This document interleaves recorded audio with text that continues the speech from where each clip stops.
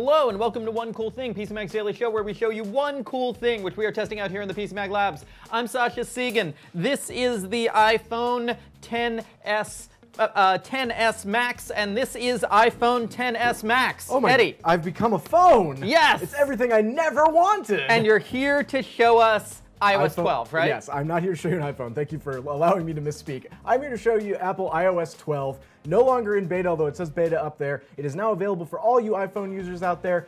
Well, we can get into exactly who can get to it right now. Most you iPhone users. Most of you. And it's a pretty amazing departure for all of Apple's mobile operating systems. I can safely say I've never seen anything like this before. Really? Yeah, on the surface, it's going to look pretty normal. We're not seeing a lot of big visual changes. There's a couple of tweaks to things that will be really visible to people, like notifications and that sort of thing. A couple little menus are going to appear in different places and it'll be a little more animated. But between parental controls, the kind of controls for combating screen addiction, we were calling them downtime and screen time, and also this amazing Shortcuts app, you now have control of your iPhone that you've never had before. It's really amazing. Okay, so let's start digging into that. Let's dig into it, man. So we have this iPhone here, and now I'm swiping through the icons on the iPhone, and I have to say, from a starting perspective, from a home screen perspective, oh, here's my control center. Still got all this swiping stuff that I absolutely hate. Here's my notifications. It looks just like iOS 11. So we're going to start right here. We're going to tap on the settings icon. I don't know if, can they see this? Yes. Yeah, okay, cool.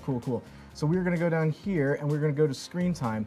Now, we're not going to see anything a little bit right here. So this is going to show you up top everything that you've been doing with your phone, breaking down the types of apps that you've been using and for how long you've been using them. Obviously not very long on here, but if you've been using your iPhone, say, for several months without turning it off, this is going to seem pretty massive. And even down here, you can see this option here to share across devices. This lets you see all of your usage across all of your devices. Okay, I just turned it on. This is about screen addiction. This is about showing people how much they're using your phone. And there's some really amazing stuff you can break down. For example, when we push into this, you can see today, the last 7 days. You can see how often you've looked at your phone without doing anything. Just every time you've picked it up. Some really embarrassing metrics, and you can turn it off if you'd rather not share it. So this kind of insight has never been available to users before. But I talked about things that you can do with it, so we're going to go back a screen here. If I can get it to recognize my very cold hands.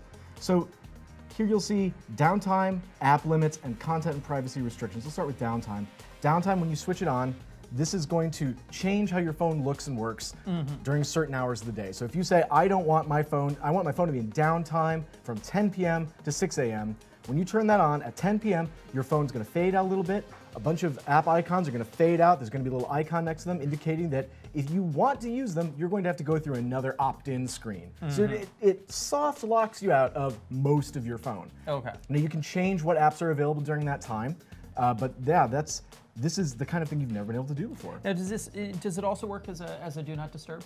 Do Not Disturb still has separate functions. They've expanded them in iOS 12. So now, for example, you can have Do Not Disturb turn off automatically at a set time, or after a certain period of time, or even when you leave a certain location. So for people like me, who like the idea of Do Not Disturb, but I'm constantly afraid that I'll leave it on and forget about it, this is great. Okay. So app limits.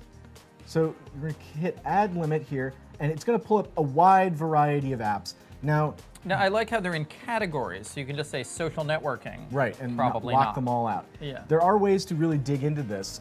If you want, for example, to have all your social networking apps disabled except Twitter, for example, it's a little complicated. You have to say you don't want any social networking apps, and then you have to go into the always allowed option and then enable Twitter. So they really want to encourage you to lock yourself out of your phone. Can I suggest something? Yeah. You shouldn't enable Twitter. Folks, get on Mastodon. It's real good.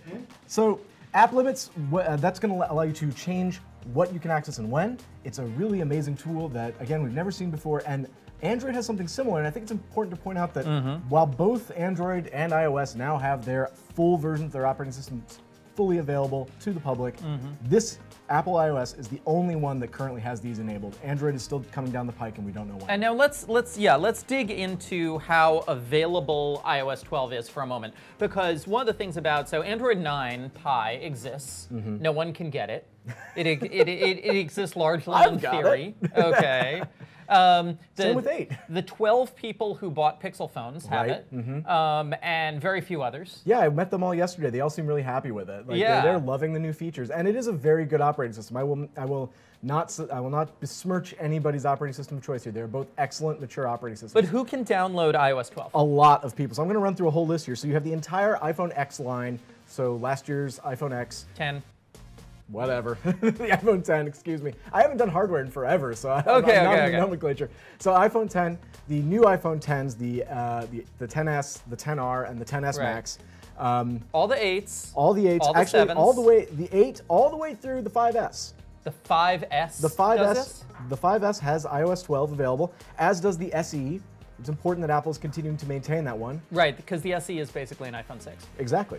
The 12.9-inch iPad Pro, obviously, but also the iPad 5th Gen, the iPad Air, going all the way back to that one, and the iPad Mini 2, which I can't even remember when that one came out. Yeah. And then also the iPod 6th Gen. It's interesting to me that they're not offering further back support for the iPod Touch. Excuse me, I said iPod Touch 6th generation.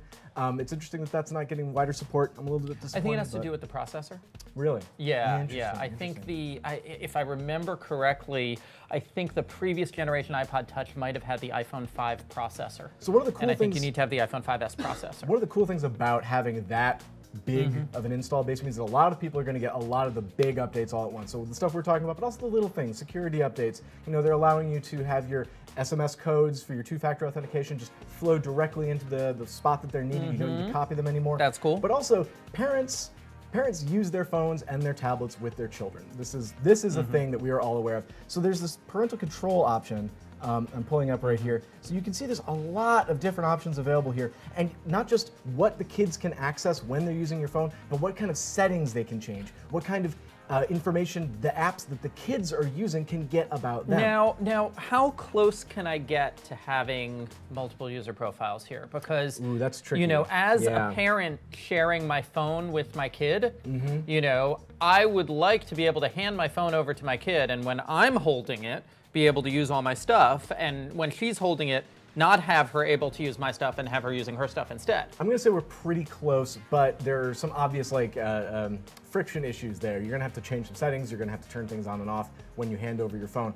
But the amazing thing about parental control right now isn't just that it allows you to block certain kinds of content, but it also is blocking these kind of options. For example, location services. You can disallow or allow that when the child is using it. So that's not just something the kid can do, that's something that the apps that the kid is using can do. So it's not, you're not even talking about that anymore. So it's really interesting. Also for the Apple Media and Music, if I can get this to... Yeah, why is that not Oh, clicking? we have to turn it on Oh, first. okay. Blurb. Yep. So turn that on, go down down here there, to- hit that. So this will prevent you from allowing changes to the media and music settings, and this will also let you go into what kind of things they can download. Let's say you want to, you're okay with your kids listening to highly disturbing music, but you really don't want them to see anything violent television. You can make those kind of distinctions. I think the bigger issue for most parents is you're okay with your kids using various kinds of content, but you do not want them to be able to buy anything. Yeah, you can definitely lock that down now as well. And again, Okay. protect the settings that would allow someone to change that back. Okay. So again, these all sound like really small things, but I want you to think back to iOS 11, and none of this was available. These were the kind of settings that you just could not get to inside of a phone, and you would maybe rely on third-party software to do it. That's not the case anymore. Apple is taking these things that they want to maintain. Apple is taking these settings that they want to maintain control of and giving you, the user, not developers, a little bit more leeway with it. Looks like we have some questions. Is there a way for parents to get notifications when a child's usage goes beyond like limits? So that's more of a parental control service functionality, right? That sort of implies that you have client software or something installed on a separate device from yours. This is all about what is on this device. Now, I'm not 100% sure about that. I would actually really like to explore that a little bit further about how you can link devices, because I know you can have, for example, family plans where you do get alerts about activities on other phones, but I don't know how far that goes over.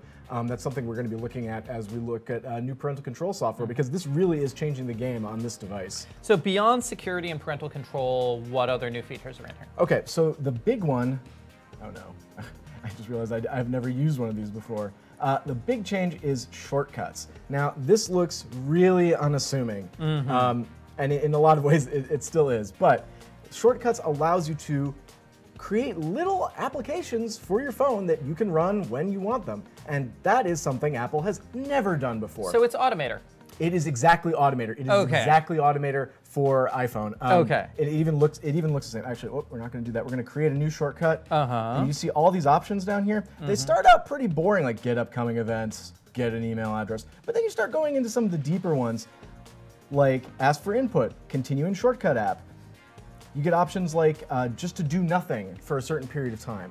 I'm not sure why we're not seeing it here, but I have definitely seen those options before when I run this on my phone. This is really reminding me of, AppleScript. It is exactly, I mean, Automator supplanted AppleScript. Automator is the visual version of AppleScript. And that's exactly what this is. It even has a similar look, so I'm just gonna like tap one of these things, and we'll tap another one, and we see that they're linked, and you're going to have some options about how you want to allow access to them. Well, no, you want to allow access because otherwise the thing wouldn't work. Right, but I don't know how to make this one work because I'm just tapping random stuff. But let's go back one and use one that I pulled out of the library because the gallery, because Apple has provided this lovely gallery of prefab little applications that you can just download directly to your phone and start using.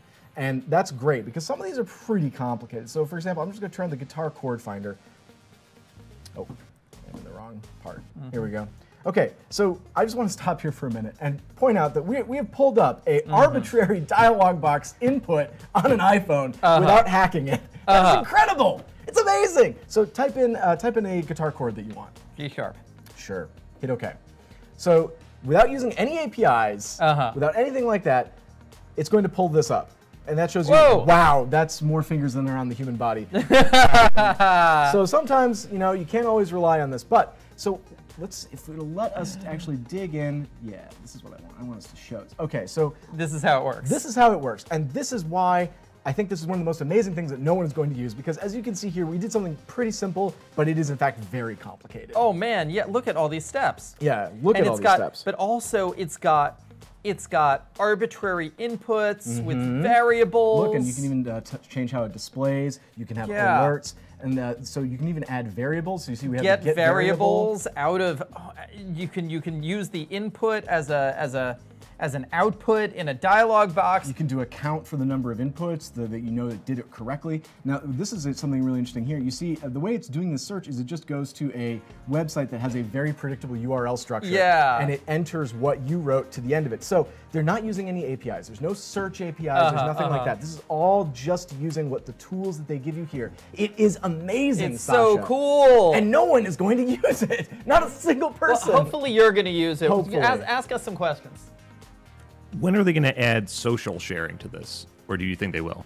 So can you tell me more about social sharing? Yeah, do you mean like? Well, just the idea is like you can make a shortcut or something, and then you are able to say like share it on whatever. You know, that's really interesting. I think that probably what's going to happen is that this library that Apple has, this gallery, is probably going to start having some user-submitted options. This looks a lot to me like IFTTT, which relies really heavily on its user base to do that. Right now, there's not a lot of that because this just launched, but I do think we'll see something like that. Yeah, this looks to me like the kind of thing that is going to have a user-submitted library. Again, like, you know, Apple can be a little funny about this kind of thing, right? Like, who is going to be checking to make sure that those are okay? Are they going to have their App Store staff looking at it? I don't want to look too far ahead. But yeah, this is amazing, and the reason it's called Siri Shortcuts is that we can teach these to Siri. You can say, okay, Siri, I want you to run this thing, and it'll run it. You can have it as a widget. So you could say, okay, Siri, show me a G-sharp chord? Nope, and it just showed me a web search. Right, so because we did not tell Siri that we wanted her to use that particular shortcut. So when you do that, you need to tell Siri, use this shortcut, and then define the trigger phrase for that shortcut. So, okay, Siri, use guitar chord finder to find me a G-sharp chord. So that's just going to get us to a t-shirt count. Siri, everyone! And this is one of the great weaknesses of the iPhone platform, I have to say. Yeah. Siri is still trash. I hesitate to say that it's trash. I think it's very good at things like dictation. I think it's very good. It is not very good at dictation. Okay, so as someone who has used Siri a lot and has used Google Assistant a lot. Okay, I have seen over the past couple of years Google Assistant's ability to recognize words grow and improve by leaps and bounds. It's incredible. I will not.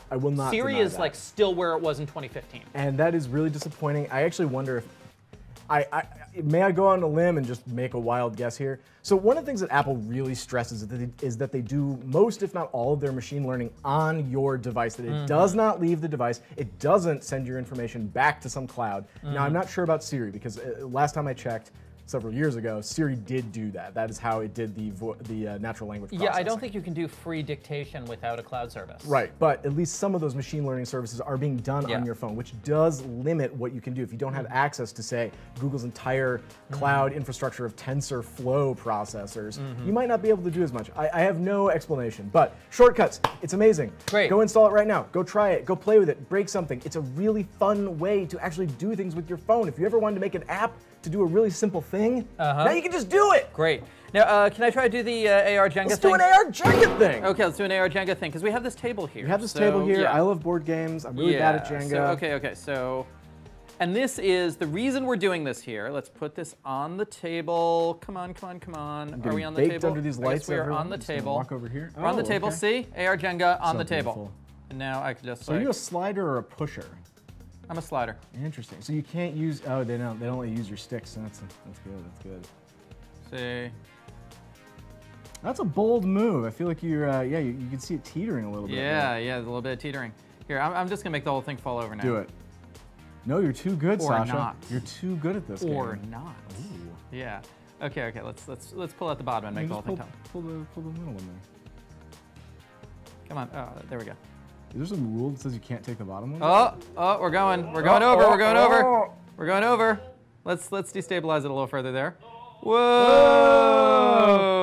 Just like my life. Okay, so what's new from an augmented reality perspective in iOS? So it's really hard to tell from the outside what is new with augmented reality. Like, a lot of the changes are inside ARKit, and that stuff only developers are going to see. And even that app, can you really tell what was different between that one and what was available? iOS 11? No, not really. So one of the things that is available now is the ability to have two players occupy the same space in an AR play environment. We tested this out, me and Michael much more, with a very, very simple app. We weren't able to do a lot of the crazy stuff you're seeing in some of the ads, because I frankly did not know which app that was and didn't want to spend the time to track it down. But I did confirm that we were able to get two people into the same AR environment, and it's actually really, really simple. You tap the option to pair your devices. A dialog comes up. You select the devices that you want to pair to each other, so you can avoid other people like jumping into your space, and it just works. Okay. It's really, really remarkable. Let's take another question. Hello. Does iOS 12 improve battery performance? You know, that's a really good question. I think we're probably going to have to do in our hardware analysis. Like, that's not exactly my part of the boat, but I do know that they are working really hard on performance improvements in general. Apple claims that some of your apps are going to launch like twice as fast, that you're going to be able to get your camera 70% faster, that the keyboard is going to load 40% faster, which is good because I don't understand why the Apple keyboard has always been so laggy, but it's supposed to be better now, and that's really exciting. So yeah, there is going to be some performance improvements, and we might see that spilling over to battery as well. I would want to take that back to the lab and double check. Okay. Any more features on here? You know, there's a lot of little things sort of sneaking around. I mentioned some of the security stuff, but these are the big pillars of iOS 12. It's these things that we just talked about. It's giving control back to users, and it's back to users. They've never had this before, and I'm really excited to see what people do with it. I'm also really excited to see if Apple and Google's bet on limiting how much users use their phone, giving them the tools to do that, how that's going to pay off, because I think it could work even without people using it. Just having that ability, knowing that people could use it if they wanted to, I think is going to take some of the edge off. Both of these companies very rightly see that if things keep going the way they're going, people might revolt and just stop using their phones altogether. It's funny. The companies are saying basically we've made too compelling a product. Yeah, I think it's also that they've given developers too many tools in a lot of ways. Like this is. You know, over the past couple of years, I've definitely seen Google take back control of Android from the developer community, for better and for worse. And I think that's a trend we're going to see continue.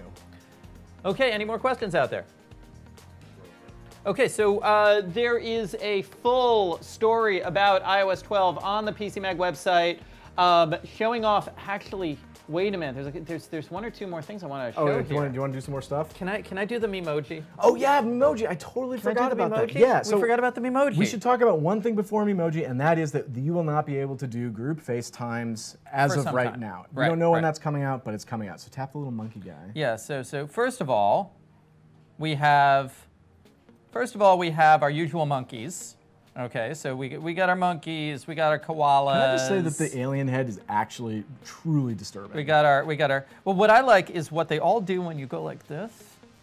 See? Also, try blinking for us a few times, Sasha. Look at that. Yeah, this is Hey. blink detection was one of the things that they added to this. Okay, which I okay. thought was really exciting. Where's the alien? Skull. The alien is up here. Yeah, because So that's the craziest thing. Look, the pointy head. So the thing I hate about the alien Uh-huh, is that when you use it in FaceTime, because you can use these in FaceTime now, you can wear it like a mask, a digital mask, Yep. and it's truly horrifying. It is truly horrifying to see it on somebody's body moving around. It is an abomination, an affront to God. But let's try to make your own emoji. Yeah. So when I started playing with this on the iPhone XS, what I found a little disappointing was I thought, okay, so we have this machine learning, this new 4 times faster machine learning processor and a 3D depth sensing camera. Why can't it just tell what I look like? Because I think that is going to be too failure prone. Because if it wasn't exactly what you imagined in your mind, it wouldn't be satisfying to you. Still though, then at least I could customize it after that, because like here, okay, so I've got to do skin tone. Let's do hairstyle. Where's? Oh wait, go up. That was a good one. No, I'm actually trying to create one. You trying to create yourself? Yeah, I am actually trying to create myself. Hairstyle. That's good. But like head shape, who knows what their head shape is like? Yeah, I really actually. I don't know what my head shape I've is always like. hated this in any sort of What is character my head creator. shape? Seagull-esque? Exactly. Like I'm just me. Eyes. Okay, beautiful there the way we you go. Brows. Make them a little heavier. Again, nose and lips is another one. Nose and where lips. What am I supposed I to don't do spend a with lot this? of time thinking about my nose and lips, people. It's really creepy to see you being like all sassy while this guy is also being Yeah, sassy. exactly, right back at you. exactly. It's really Exactly. Ear hair. sure. Yeah, sure. Facial hair. Let's. Oh, you got so many, like 4 Yeah. different kinds of soul patches in iOS 12. let's give me a nice boy, that's Amish good. beard there. Now we're just going crazy. You look like David Cross, and that's not a good thing. I'm not entirely sure what's going on here now. This is wow. This is like Willy Wonka. This is Oh, a Luke. that's- Let's go there. Oh yeah, hello. We're going to a wedding. I'm selling you something right now. Hey. Okay, so this is a new feature from iOS 12. So you can record, you can make little memoji videos that you can send to other people, and the important thing is that now you can wear them as like a digital mask when you're in FaceTime conversations, okay. and it works really, really well. We actually had to like move the phone at weird angles and the head at weird angles to get it to lose tracking of your face. It's really good. Nice. Okay, so the full review is up on PCMag.com. Lots more details, lots more screenshots. One more chance for questions. If someone has an iPhone 5S, which I think is at the edge for upgrading, is there any reason not to upgrade? I can't ever think of a reason not, I mean, some people disagree with me about this, but I think that whatever potential downgrade in performance or reliability you might experience by moving to a new Apple operating system will be vastly outweighed by the security and performance enhancements. No, but also people are saying that iOS 12 is faster.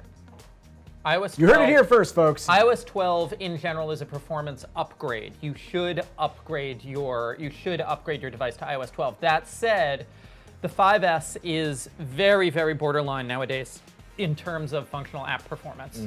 And you are going to see a lot of apps, especially more recent apps, really grinding on that device. There are other big reasons to upgrade your 5S, especially from my world, the cellular radio world. The 5S has, at this point, insufficient frequency bands, poor call quality. Just all the cellular in the 5S is basically ancient. And if you upgrade to a newer model, an iPhone 7 or later, you'll just find a dramatic improvement in cellular reception, in call quality, in camera, in all sorts of things. So definitely upgrade it to iOS 12, but then just get a new phone. The 7s are cheap now. Also, just in general, get upgrades. Do it. It's Yeah. It's a good idea. Yeah. All right.